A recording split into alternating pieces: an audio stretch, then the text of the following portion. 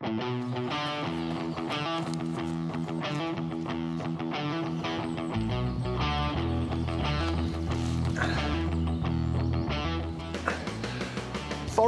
are indispensable to life on Earth. They capture and absorb harmful CO2 emissions and release, in their place, vital oxygen.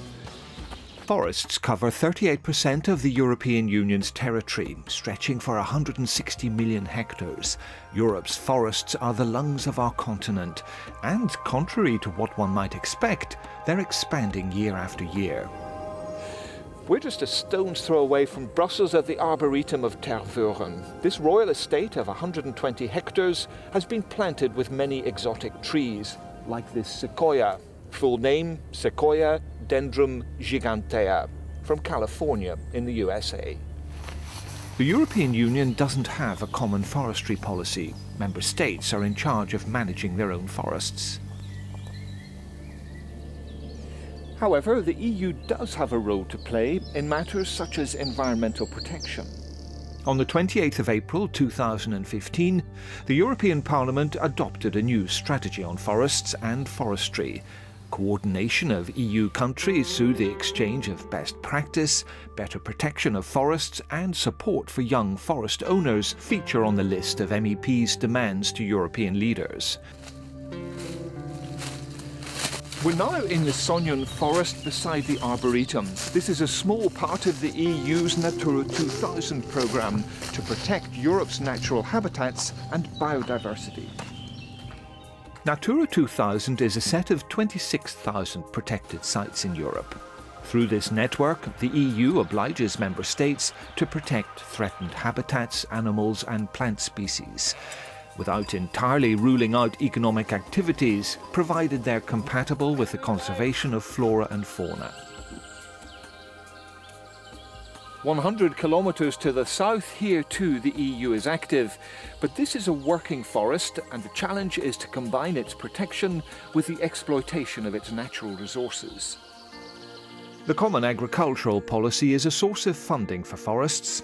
During the period 2007 to 2013, the EU's investments totaled €5.4 billion. The development of the forestry sector is a priority. The EU invests in the marketing of forestry products, in forestry techniques, and in the creation of woodlands, but also in the prevention of forest fires and in repairing the damage caused by them. The European Parliament recognises that the forestry sector employs 3 million people in Europe. To ensure that those jobs continue, it's necessary for some sort of pooling through, for example, instruments like the European Agricultural Fund for Rural Development. Good quality wood is essential in the construction of environmentally friendly houses. This is a growth market for the wood industry. François, expliquez-moi s'il vous plaît comment est l'état de votre industrie et pourquoi. L'industrie du bois en Wallonie est composée d'environ 18 500 emplois. Ça fait 13 000 salariés et environ 5 500 indépendants. On peut compter un chiffre d'affaires annuel de 4,5 milliards et on peut estimer la surface forestière en Wallonie à environ 550 000 hectares. Un des principaux débouchés pour le secteur bois en Wallonie, c'est le secteur de la construction.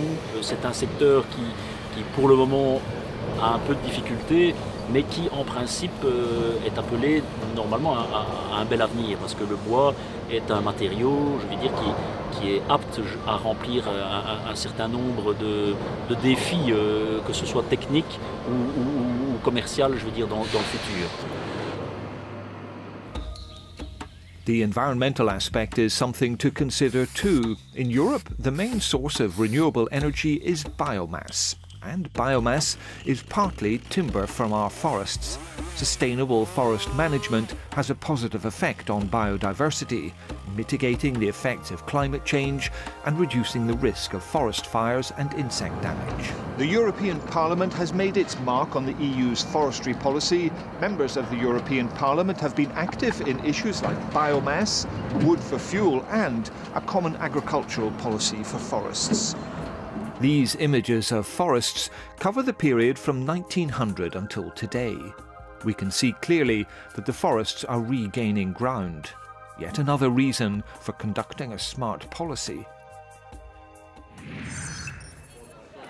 Chips, pickles, de adopter.